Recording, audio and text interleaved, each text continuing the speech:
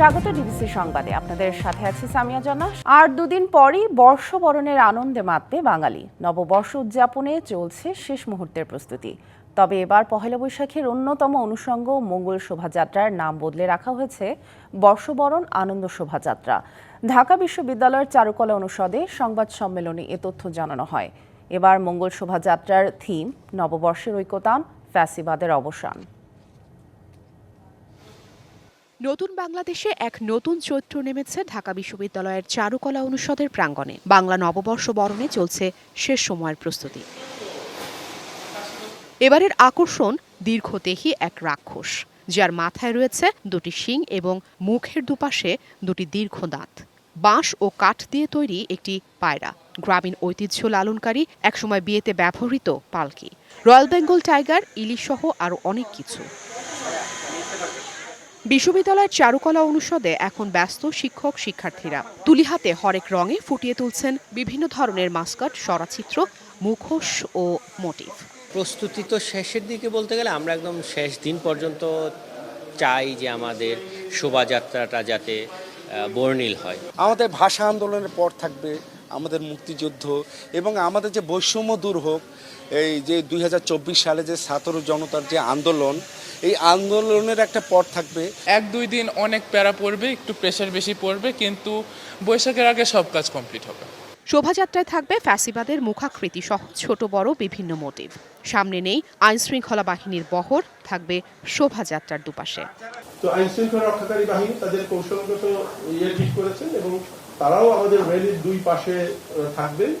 আমাদের একটা চ্যালেঞ্জ হলো যে র্যালি যখন চলবে, বিশেষ করে সামনের দিকে যারা থাকেন, আমাদের এবার 28টা জাতিগোষ্ঠী থাকবে, পেছনে অন্যান্য সাংস্কৃতিক গোষ্ঠী থাকবে, বেসরকারি বিশ্ববিদ্যালয় থাকবে।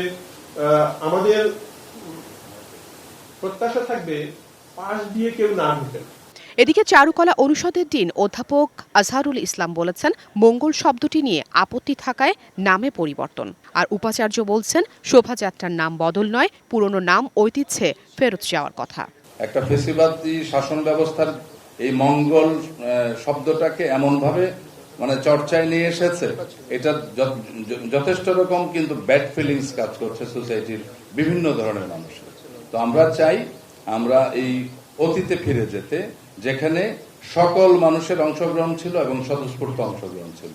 একটি নিবর্তনমূলক স্বৈরাচারী ব্যবস্থার অবসান, রাজনৈতিক এবং সামাজিক একটি নিবর্তনমূলক ব্যবস্থার বিরুদ্ধে মানুষের যে স্বতঃস্ফূর্ত প্রতিবাদ, সেটিকে তুলে ধরা। পয়লা বৈশাখের শোভাযাত্রায় এবারের প্রতিপাদ্য নববর্ষের ঐক্যতান, ফ্যাসিবাদের অবসান। Afrin Anwar, DBC news, Dhaka.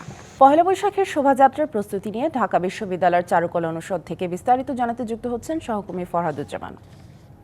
ফরহাদ, শোভাযাত্রা নিয়ে চারুকলার প্রস্তুতি কেমন দেখছেন এবং নতুন নাম নির্ধারণে কি বলছেন চারুকলার শিক্ষার্থীরা, বিস্তারিত জানাবেন। চারুকলায় এখানকার যারা শিক্ষার্থী রয়েছে, পাশাপাশি যারা চিত্রশিল্পী রয়েছে, তারাও কিন্তু প্রস্তুতি নিচ্ছে শেষ সময়ে। আমরা দেখেছি যে সকাল থেকে কিন্তু বিভিন্ন চিত্রকর্ম কিন্তু তারা শেষ করার জন্য কিন্তু জোরে সোরে কিন্তু কাজ চালিয়ে যাচ্ছেন। এবং পাশাপাশি আজকে যে নাম নিয়ে একটা সংশয় ছিল গত কয়েক বছর মঙ্গল শোভাযাত্রা ছিল, সেই নামটা কিন্তু পরিবর্তনের একটা কথা উঠেছিল, সেটাই কিন্তু আজকে নির্ধারণ করার জন্য কিন্তু ঢাকা বিশ্ববিদ্যালয় কর্তৃপক্ষ কিন্তু সংবাদ সম্মেলন করেছে এবং নাম পরিবর্তন করা হয়েছে। এই বিষয়ে শিক্ষার্থীদের সাথে আমরা কয়েকজন শিক্ষার্থীর সাথে কথা বলছি, তারা বলছেন যে নাম পরিবর্তনের বিষয়টা আসলে তারা খুব গুরুত্ব দিচ্ছেন না, কেননা মঙ্গল শোভাযাত্রা যদি থাকতো সেক্ষেত্রেও কোনো সমস্যা ছিল না। আবার আনন্দ শোভাযাত্রাকেও তারা আসলে সাদরে গ্রহণ করছেন। সব কথা মিলে আসলে তারা এই বর্ষবরণটাকে উদযাপন করতে চাচ্ছেন, সবাই মিলে, ধর্ম বর্ণ নির্বিশেষে সবাই মিলে যেন একসাথে বর্ষবরণ করতে পারে, সেটি কিন্তু আসলে তারা চাচ্ছেন। পাশাপাশি আজকে সংবাদ সম্মেলনে জানানো হয়েছে যে এই যে নামের যে পরিবর্তনের বিষয়টা, সেটা কিন্তু আজকে পরিবর্তনের কথা বলা নেই, কারণ তারা বলছেন যে এটা কিন্তু শুরু থেকেই ছিল যে যেই নামটা বাংলা নববর্ষবরণ যে নামের যে কথা ছিল, সেটা কিন্তু শুরু থেকেই ছিল, সেটাই কিন্তু তারা টিকে রেখেছিল, সেই নামেই কিন্তু এবার শোভাযাত্রা শেষ হবে। পুরো আয়োজনের আমরা দেখেছি যে বিভিন্ন অবয়ব কিন্তু তৈরি করা হয়েছে, যেটা আমরা আগেও বলেছিলাম, এবং মুখোশ এবং বিভিন্ন জায়গার ছবি কিন্তু তারা ফুটিয়ে তুলেছেন। পাশাপাশি পটচিত্রও কিন্তু তুলে ধরা হয়েছে। সবকিছু মিলিয়ে একদম শেষ মুহূর্তে আসলে জোরে সোরে প্রস্তুতি কিন্তু চালাচ্ছে চারুকলা। এবং এখন পর্যন্ত এখানে কিন্তু বিভিন্ন দর্শনার্থীরা আমরা দেখেছি যে এখানে যারা দর্শনার্থী আজকে শুক্রবার যেহেতু বিভিন্ন দর্শনার্থীও কিন্তু এসেছে দেখার জন্য। এই মুহূর্তে তারকলা থেকে আমার কাছে এই ছিল সর্বোচ্চ। ফরহাদ, ধন্যবাদ আমাদের সাথে যুক্ত হবার জন্য। পহেলা বৈশাখে বাড়তি চাহিদা ইলিশের দামে আগুন। রাজধানীর খুচরা বাজারে 1 কেজি আকারের ইলিশ বিক্রি হচ্ছে 2600 থেকে 3500 টাকা কেজি। দাম শুনেই ফিরে যাচ্ছেন অনেকে। চড়া সবজির বাজারও। আলু, টমেটো আর পেঁপে ছাড়া বাজারে 80 টাকার নিচে কোনো সবজি নেই। তবে খানিকটা স্বস্তি আছে ব্রয়লার মুরগি আর ডিমের দামে। পহেলা বৈশাখে পান্তা ইলিশ খেতে হবে, কিন্তু এখন তো খাওয়া সম্ভব না। আমরা যে খাবো তা না, আমরা আসলে দেখতে পারবো ইলিশ, কিন্তু খেতে পারবো না। এখন কি করে খাবো? এত দাম দিয়ে তো আমাদের পক্ষে কেনা সম্ভব না। বাংলা নববর্ষের প্রথম দিনে পান্তা ইলিশ খাওয়ার যে চল, তার প্রভাবে এবার ইলিশের দাম আকাশ ছোঁয়া। বাজার ঘুরে দেখা গেল 1 কেজি ওজনের ইলিশ বিক্রি হচ্ছে 2600 থেকে 3500 টাকায়। প্লাস 1 কেজি চিটাঙ্গেরটা 2600-2800, পদ্মারটা নিলে আপনার 3000-এর উপরে। তবে আমি এখনো বিসমিল্লাও করিনি। এখন তো আসলে বাজারের উপর খুব বেশি নিয়ন্ত্রণ নেই। একেবারে বাচ্চা বাচ্চা ইলিশগুলো আজকে কিন্তু 1600 চাচ্ছে, যেটা আসলে কোনোভাবেই 1600 হয় না। মাছ অনুযায়ী মানুষের চাহিদা পূরণ করতে পারতেছে না, এই কারণে দামটা বেশি। ইলিশের দাম সীমিত আয়ের মানুষের নাগালের বাইরে হলেও গেল সপ্তাহের দামেই বিক্রি হচ্ছে অন্য মাছ। বাজারে রুই মানভেদে 300 থেকে 800, পাঙাশ 250, ট্যাংরা 800, কই 300 আর শিং 500 টাকা কেজি। চড়া সবজির দরও। বাজারে পটল ও ঢেঁড়স বিক্রি হচ্ছে 80 টাকা কেজি। বেগুন মানভেদে 80 থেকে 120, করলা 100 আর কাকরোল 160 টাকা কেজি। বিক্রেতারা বলছেন, আলু, পেঁপে আর টমেটো ছাড়া বাজারে 80 টাকার নিচে কোনো সবজি নেই। চড়া দামে ক্ষুব্ধ ভোক্তার দাবি, বাজারের সরকারের নজরদারি থাকুক নিরবচ্ছিন্ন। দাম বাড়ার পরে যদি আমাদের পরিকল্পনা হয়েছে আমরা সামনে আবার দাম কমার জন্য উদ্যোগ নেব, তাহলে সেটা তো সুষ্ঠু পরিকল্পনা হয় না। ঝিঙ্গা হলো 120 টাকা, ডুন্ডুল 100 টাকা, সবই 80 টাকা, 90 টাকা, 100 টাকা এর মধ্যে চলছে। সাধারণ যারা 500-600 টাকা বেতনে চাকরি করে তাদের জন্য খুবই কষ্টকর। বাজারে এখনো হালি 120 থেকে 60 টাকায় বিক্রি হচ্ছে লেবু, আর পেঁয়াজ 45 থেকে 50 টাকা কেজি। তবে স্বস্তি আছে মুরগির দামে। ব্রয়লার 180 থেকে 190, সোনালী 280 আর লেয়ার 320 টাকা কেজি, আর ডিমের ডজন 130 টাকা। বাজারে খাসির মাংস 1200 টাকা কেজি, আর মানভেদে গরুর মাংস বিক্রি হচ্ছে 750 থেকে 780 টাকা দরে। মুস্তফা মাহবুব, ডিবিসি নিউজ, ঢাকা। পহেলা বৈশাখের আগে বেড়ে যায় ইলিশের চাহিদা। ফলে নিষেধাজ্ঞা অমান্য করেই ভোলায় চলছে ইলিশের অবাধ শিকার। হাঁক ডাক দিয়ে চলছে বেচাকেনাও। দাম হাঁকা হচ্ছে স্বাভাবিকের চেয়ে কয়েক গুণ বেশি। অভয়াশ্রম ঘোষণা করে মার্চ এপ্রিল 2 মাস ভোলার মেঘনা ও তেঁতুলিয়া নদীর 190 কিলোমিটার এলাকায় ইলিশ ধরার নিষেধাজ্ঞা দেয় মৎস্য বিভাগ। কিন্তু তারপরেও চলছে অবাধ শিকার। পহেলা বৈশাখ ঘিরে আকাশছোঁয়া দামে ঘাটগুলোতে চলছে প্রকাশ্যে বেচাকেনা। হালি প্রতি ইলিশের দর 4-5 হাজার থেকে বেড়ে বিক্রি হচ্ছে 9 থেকে 10 হাজার টাকায়, আর 700-800 গ্রামের ইলিশের হালি হাঁকা হচ্ছে 6 থেকে 7.5 হাজার টাকায়। পেটের দায়ে বাধ্য হয়েই নদীতে ইলিশ শিকার ও বিক্রির কথা বলছেন জেলে ও আড়তদাররা। পয়লা বৈশাখ আসতেছে, একটু দাম ভালো, তাই আমরা নদীতে মাছ ধরতে যাইতেছি। ইলিশ মাছ যাই আমরা 2-4টা পাই, নদীতে ইলিশ আইলে বেশি দাম কত ভালো, এই কারণে ধরতে যাই। গুড়া মাছটা পাই না অতটা, এই ইলিশ মাছে পোষে, এই জন্য যাই। পয়লা বৈশাখ তো সামনে, এই জন্য মাছের দাম বেশি। ইলিশের খুব আকাল, এই জন্য দামটা একটু বেশি। মাছ কম, আরেকদিকে পয়লা বৈশাখ, এই দুটা বিষয়, এই জন্যই ইলিশের দামটা একটু বেশি। যদিও নিষেধাজ্ঞা অমান্য করে মাছ ধরার চেষ্টা করলে কঠোর ব্যবস্থা নেওয়ার কথা বলছে মৎস্য কর্মকর্তা। ইলিশ আহরণ, মজুত, পরিবহন এই সময়টা যাতে কেউ না করে, এটার জন্য আমরা একটু কঠোরভাবে আমরা অবস্থান নেব এবং পাশাপাশি আমরা মানুষকে অনুৎসাহিত করব। দেশের বৃহত্তর দ্বীপ জেলা ভোলার মেঘনা ও তেঁতুলিয়া নদী থেকে দেশের চাহিদার প্রায় 33% ইলিশ আহরণ করা হয়। DBC news desk. অন্তর্বর্তী সরকারের 5 বছর থাকার কোনো অধিকার নেই বলে মন্তব্য করেছেন বিএনপির স্থায়ী কমিটির সদস্য সেলিমা রহমান। সকালে রাজধানীর একটি হোটেলে বাংলাদেশ ডিপ্লোমা মেডিকেল অ্যাসোসিয়েশনের সভায় তিনি এ মন্তব্য করেন। বলেন, ডিসেম্বরের মধ্যেই দিতে হবে নির্বাচন। প্রধান উপদেষ্টার কথা পাল্টানোর সুযোগ নেই। বিএনপি ক্ষমতার জন্য নয়, জনগণের গণতান্ত্রিক অধিকার ফিরিয়ে দিতে নির্বাচন চায় বলেও জানান তিনি। দ্রুত নির্বাচনের রোডম্যাপ ঘোষণার দাবিও জানান বিএনপির এই নেতা। স্বরাষ্ট্র উপদেষ্টা আজকে বলেছেন এই সরকারকে 5 বছর ক্ষমতায় তারা রাখতে চায়, দেশ নাকি রাখতে চায়। দেশ কি রাখতে চায় আমরা জানি, 5 বছর থাকার মতো এই সরকারের কোনো অধিকার নেই, কেন তারা ইন্টারিম গভর্নমেন্ট। ইসরায়েল ফিলিস্তিন সমস্যার সমাধানে জাতিসংঘকে গণতান্ত্রিকভাবে পুনর্গঠনের দাবি জানিয়েছেন বাংলাদেশের বিপ্লবী ওয়ার্কার্স পার্টির সাধারণ সম্পাদক সাইফুল হক। জাতীয় প্রেস ক্লাবের সামনে গাজায় গণহত্যার প্রতিবাদে বিপ্লবী যুব সংহতির মানববন্ধনে তিনি এ দাবি জানান। বলেন, জাতিসংঘ শুধু প্রস্তাব পাশ করেই কাজ শেষ করছে, ব্যর্থ হচ্ছে পরিস্থিতি নিয়ন্ত্রণে কার্যকর পদক্ষেপ নিতে। মূলত পশ্চিমা বিশ্বই জাতিসংঘকে নিয়ন্ত্রণ করছে বলে অভিযোগ করেন সাইফুল হক। বলেন, নেতানিয়াহুকে গণহত্যার জন্য অভিযুক্ত করা হলেও গ্রেপ্তারের বিষয়ে কোনো ব্যবস্থা নিচ্ছে না আন্তর্জাতিক কোনো সংস্থা।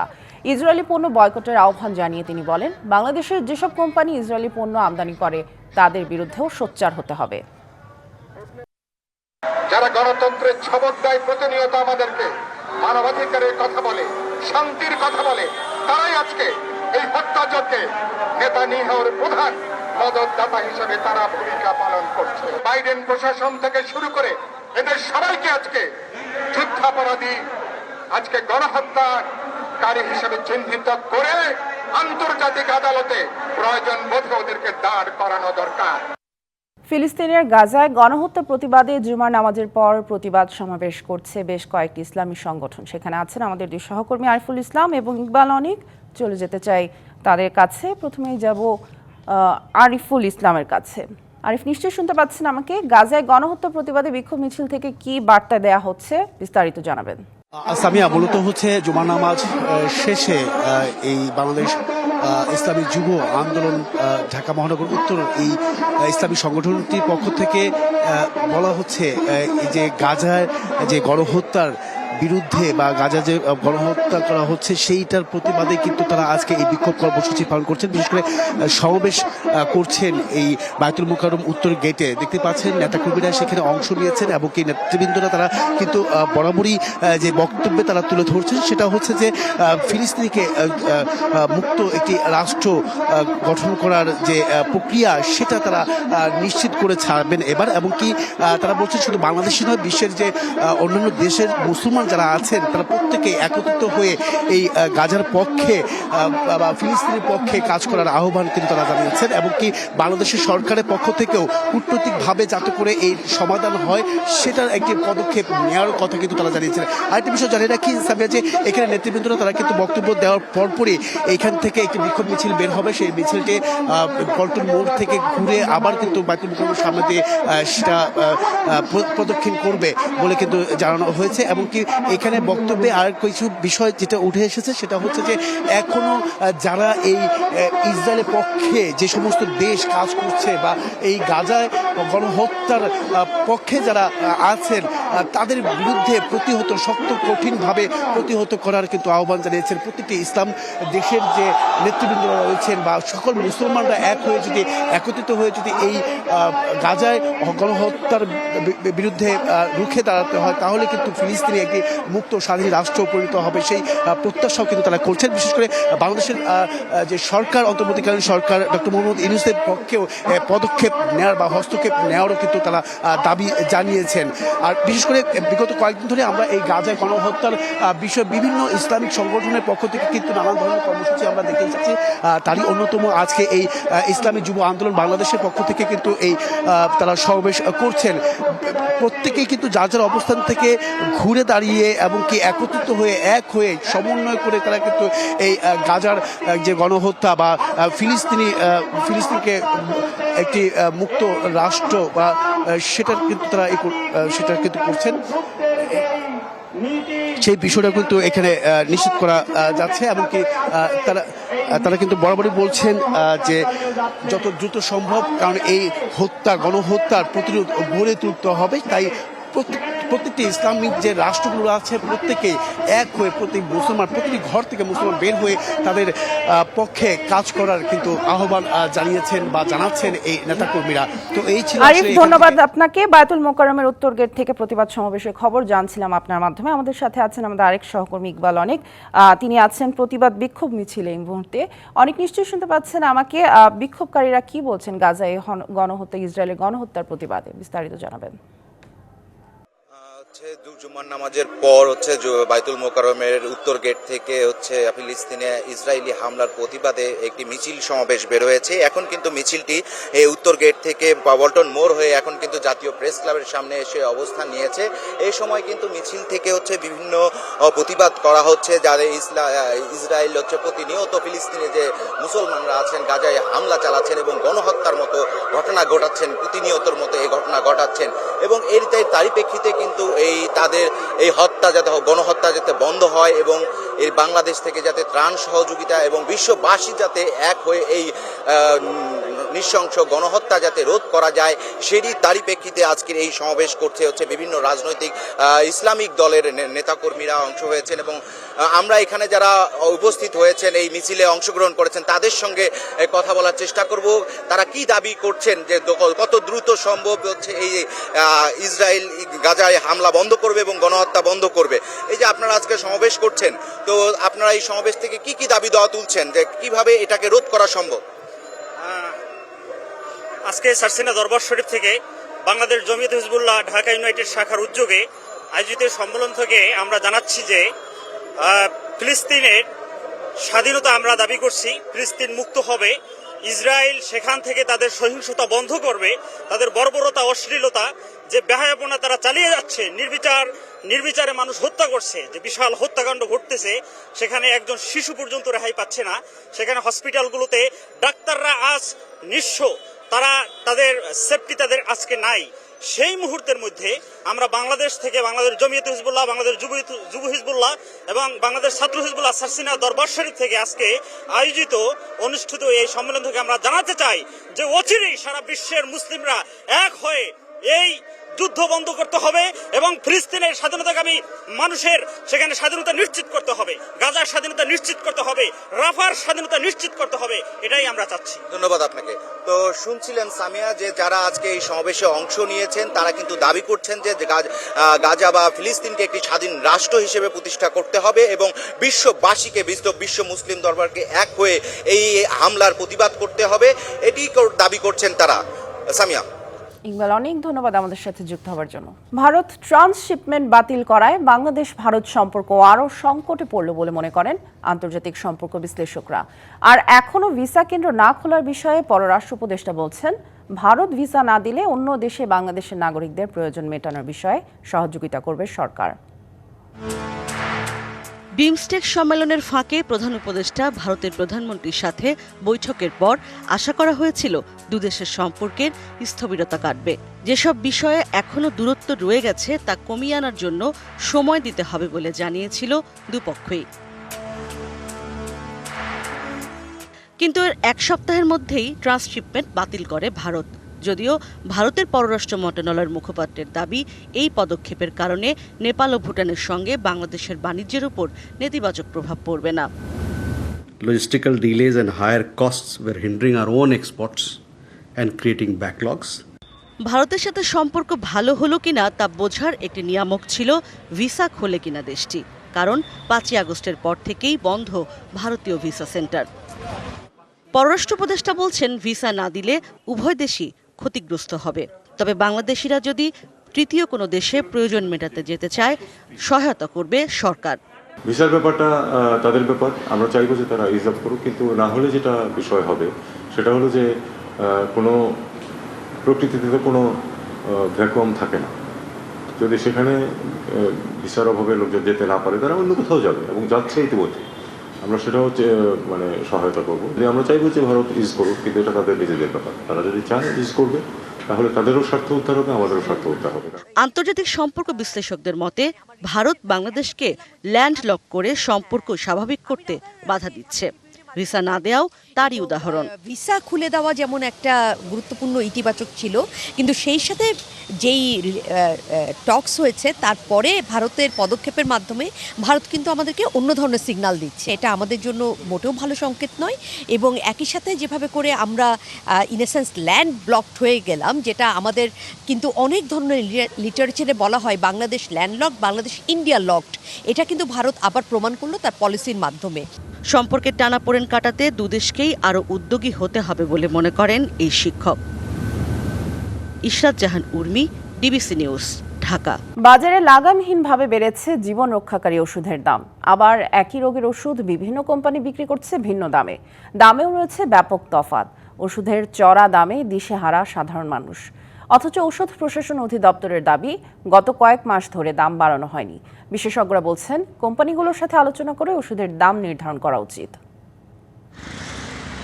প্রয়োজনের ৯৫% ওষুধ এখন দেশেই তৈরি হয়, কিন্তু একই ওষুধ ভিন্ন ভিন্ন দামে বিক্রি করছে বিভিন্ন কোম্পানি। আবার একটি রোগের একই কোম্পানির একাধিক ওষুধ মেলে বাজারে, দামেও আকাশ পাতাল তফাৎ। মানবদেহে গ্যাস্ট্রিক সমস্যার ওষুধ হেলথ কেয়ার কোম্পানির সার্জেল 20 বিক্রি হচ্ছে ৭০ টাকা পাতা, আর ওপাল 20 বিক্রি হচ্ছে ৫০ টাকা।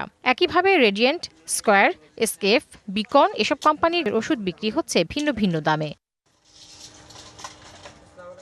কোলেস্টেরলের ওষুধ রোসুভার 10 স্কয়ার কোম্পানি বিক্রি করছে প্রতি পাতা ২২০ টাকা, হেলথ কেয়ারের রোবাস্টেন 10 ২০০ টাকা, আর ডেল্টার RTV 10 প্রতি পাতা ৬০ টাকা।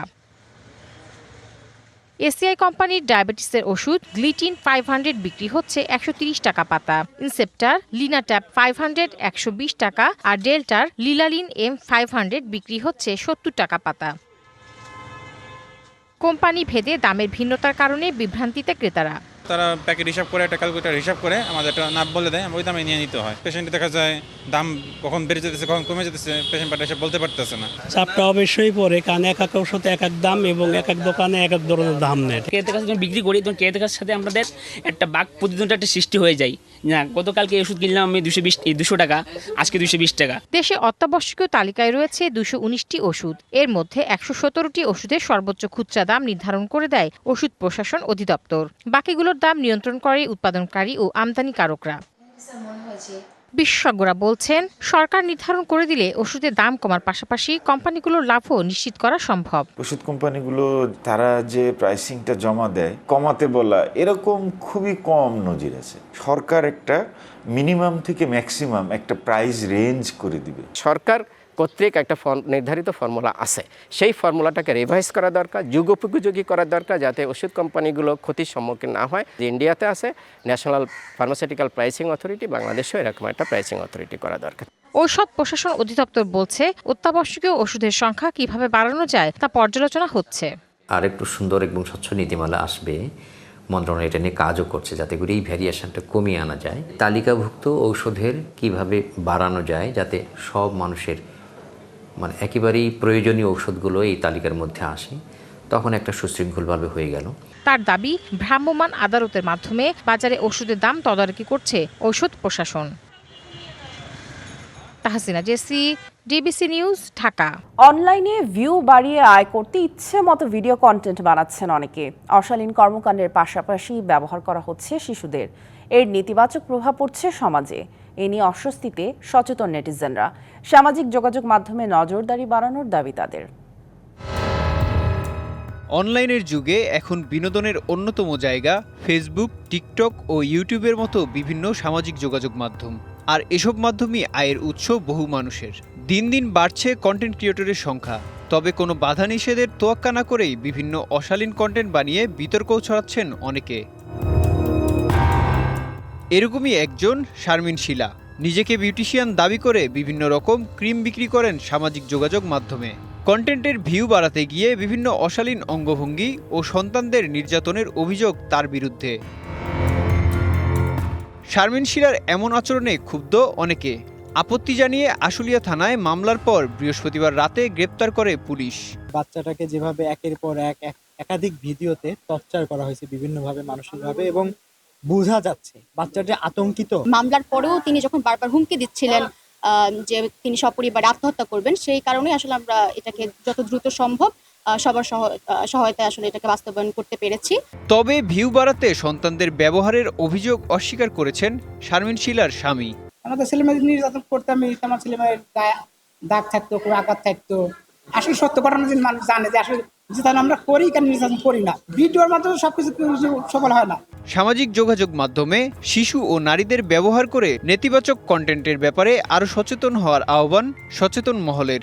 ছোট বাচ্চাকে ব্যবহার করে যে ভিডিও তৈরি করা হয়েছে, এর পেছনে এক ধরনের ব্যবসায়িক উদ্দেশ্য রয়েছে। এ বিষয়ে সচেতনতা এবং নৈতিক শিক্ষাটি বাড়াতে হবে। শিশুর প্রতি সবাই যেন মানবিক ভাবে শিশুকে ব্যবহার করে। শিশুদের মানসিক গঠন ও বিকাশের স্বার্থে সামাজিক যোগাযোগ মাধ্যমের বিষয়ে অভিভাবকদের সতর্ক নজর রাখার পরামর্শ বিশেষজ্ঞদের। DBC news desk. 6 লেনের দাবিতে লাখো মানুষের স্বাক্ষর কর্মসূচি শুরু করেছে চট্টগ্রাম কক্সবাজার মহাসড়ক 6 লেন বাস্তবায়ন পরিষদ। সকালে চট্টগ্রাম প্রেস ক্লাবের সামনে এই কর্মসূচি শুরু হয়। এ সময় বক্তারা বলেন, লাখো মানুষের স্বাক্ষর কর্মসূচির মাধ্যমে জনমত গঠনের চেষ্টা করা হচ্ছে। কর্মসূচিতে যোগ দিয়ে চট্টগ্রাম সিটি কর্পোরেশনের মেয়র ডাক্তার শাহাদাত হোসেন বলেন, দেশের অর্থনীতির স্বার্থে চট্টগ্রাম কক্সবাজার মহাসড়কটি 6 লেনে উন্নীত করতে হবে। আমলাতান্ত্রিক জটিলতা না করে জনগুরুত্ব বিবেচনায় এটিকে দ্রুত বাস্তবায়নের দাবি জানান তিনি। পরে মেয়র, বিএনপি সহ বিভিন্ন দলের নেতা, শিক্ষক ও সাংবাদিকরা গণস্বাক্ষর কর্মসূচিতে অংশ নেন। সংবাদ এই ছিল এখনকার মতো। ডিবিসি নিউজের সংবাদগুলো পড়তে ভিজিট করুন dbcnews.tv আর ভিজিট করুন ডিবিসির ফেসবুক পেজ এবং ইউটিউব চ্যানেল। ডিবিসির সঙ্গেই থাকুন।